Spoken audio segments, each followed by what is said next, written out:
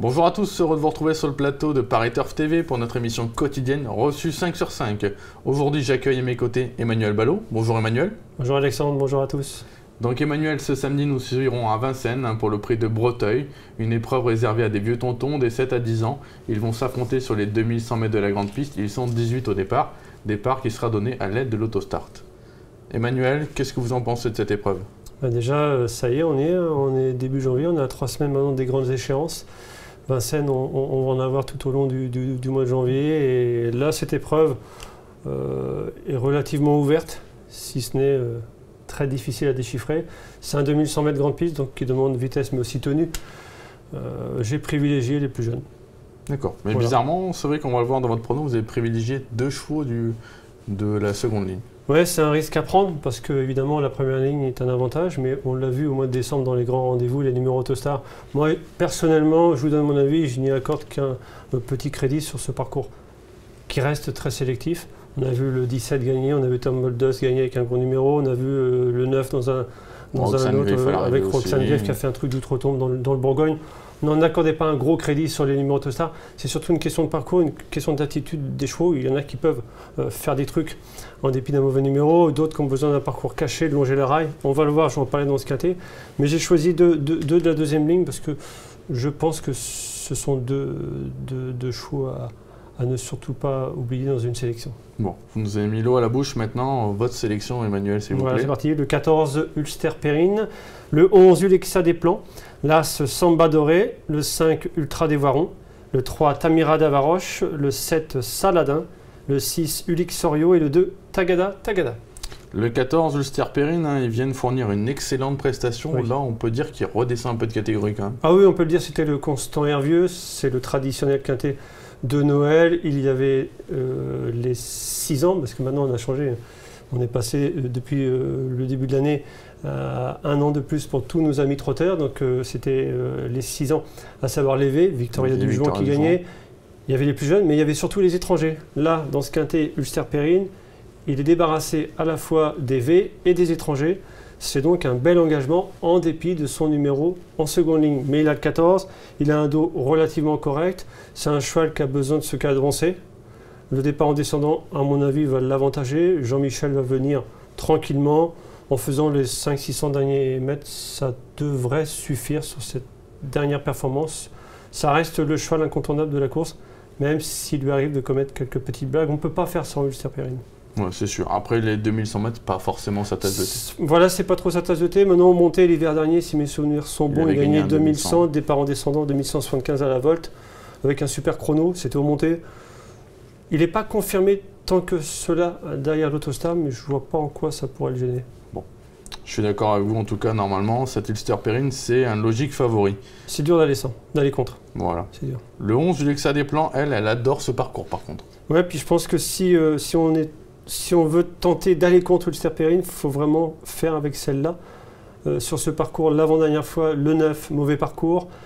Une fois qu'elle peut se dégager un peu du piège dans lequel elle était, elle n'est pas très chanceuse pour finir, elle n'a pas ses aises. Philippe Dauja, on le connaît par cœur, hein, il ne va pas tuer ses chevaux. Mal.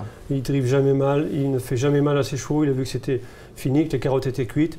Elle est venue finir à sa main sans avoir ses aises près du but. Une 13 effraction, c'est correct. C'est pas suffisant, mais elle peut aller plus vite qu'une 13 sur ce parcours, je pense. Elle a confirmé sa forme à Cabourg avec Mathieu Abrivard qui lui est à nouveau confié. Un numéro en dedans, un parcours caché. Je pense qu'elle a même les moyens de venir taper entre guillemets Ulster Perrine si elle a vraiment le bon parcours. C'est une jument sympathique et je pense que c'est une jument qui va progresser encore. D'accord. Je pense. Le numéro 1, maintenant Samba Doré, elle s'élance en première ligne et elle se déplace du sud-est de la France. Oui, puis surtout le numéro 1 parce que elle se déplace du sud-est. La dernière fois à Cagnes, c'était très bien. Ça sentait une course de préparation en vue d'un bel engagement. Le voilà. Maintenant, vous allez me dire c'est une vieille contre les U, mais c'est pas si gênant que cela. Elle a déjà gagné son quintet à Vincennes, c'était sur la petite piste. Ça faisait belle impression avec Eric. Eric, je l'ai eu au téléphone. Avant l'attribution des numéros, il m'a dit tout dépend du numéro avec elle. Suivant les ordres de Romuald Maurice, homme en forme au passage, il faut courir caché, pas faire trop d'efforts. Je veux surtout pas un numéro comme le 8 ou le 9, pas au fil à l'as, c'est parfait. La dernière impression visuelle est bonne. Éric Raffin est incontournable, on l'a vu dans les quintets du mois de décembre, il a fait carton plein. il va la mener aux ordres, il a le numéro pour. Je pense qu'elle a sa place dans le quintet. À quelle place? C'est le parcours qui va déterminer sa place. En tout cas, pour une place, c'est normalement une très bonne chance. Je pense oui. C'est limite une très bonne chance dans le sens où au moins elle est fiable. Déférée des 4, plus fiable qu'Ulster Perrine qui peut dérailler entre guillemets. Au moins elle est fiable. Jouez-la si vous êtes joueur à la place, joueur de quintet, mettez-la en base pour les places. Le 5 Ultra des Voirons, c'est pas le cheval de tout le monde, je sais que c'est votre petite découverte celui-là. Oui, c'est pas votre cheval. Non, c'est vrai. Moi j'aime bien. 2100 grandes pistes, on est d'accord sur ce terrain-là, Alexandre, à savoir c'est pas sa tasse de thé, c'est plus ce cheval de piste plate. Mais moi j'ai bien aimé sur le quintet de la petite piste d'il y a 1 mois et demi, 2 mois, c'était bien, Hero des 25 mètres, c'était une tâche ingrate, premier du deuxième poteau. Le coup d'après à Mokanchi, ça se passe très mal, il vient finir plaisamment. Depuis, c'était un peu compliqué, les engagements n'étaient pas très bons. Là, c'est un bel engagement, il n'y a pas les V, il n'y a pas les étrangers. Sur ce parcours, il est quand même 12 effractions. Alain Laurent a préparé la course. S'il fait fort, ça ne va pas le faire. Si le planque à outrance, ça peut le faire. C'est un coup de poker. Coup de poker, en tout cas intéressant à garder, en tout cas à tout prix pour pimenter les rapports. Pour une surprise, oui, après, c'est pas une base de jeu non plus. C'est plus un coup de poker. Et vous terminez votre sélection avec le 3, Tamira d'Avaroche. Elle sera munie d'un bonnet fermé. C'est un artifice qui marche actuellement. Ah, ça cartonne. D'ailleurs, on peut se permettre une petite fantaisie, un petit message auprès de la Société du cheval français, Guillaume Maupart entre autres.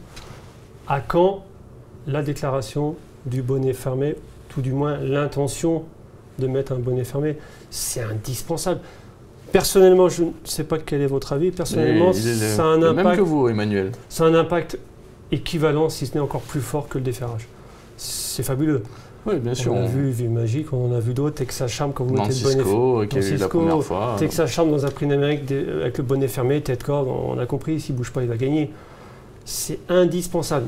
Donc, on revient à nos moutons, à savoir notre petit quintet du jour. Avec le bonnet fermé de Tamira d'Avaroche, ça peut être l'impulsion supplémentaire qui lui manque depuis des mois quand même. Elle nous a beaucoup déçus. On l'a vu il y a 2-3 saisons, c'était un peu mieux que ça. Ça peut lui apporter le petit truc en plus. Franck Nivard, le deuxième petit truc en plus, il aime bien ces chevaux-là en plus. Besoin de financer un peu. Un petit peu. Il faut réveiller, financer puis réveiller. Et Franck, il a main froide, c'est parfait. C'est un coup de poker parce que ça peut ne pas marcher. Mais les petits ingrédients sont là, on le sait, bonnet fermé, on le sait, Franck Nivard, on le sait, déféré. Si ça ne fait pas l'arrivée là, si elle fait pas l'arrivée là, vous l'oubliez presque à vie. Mais s'il faut la mettre à Vincennes, c'est dans ce quintet. Écoutez Emmanuel, si là on n'a pas tout dit en tout cas sur vos 5 premiers, je pense qu'on n'a rien dit.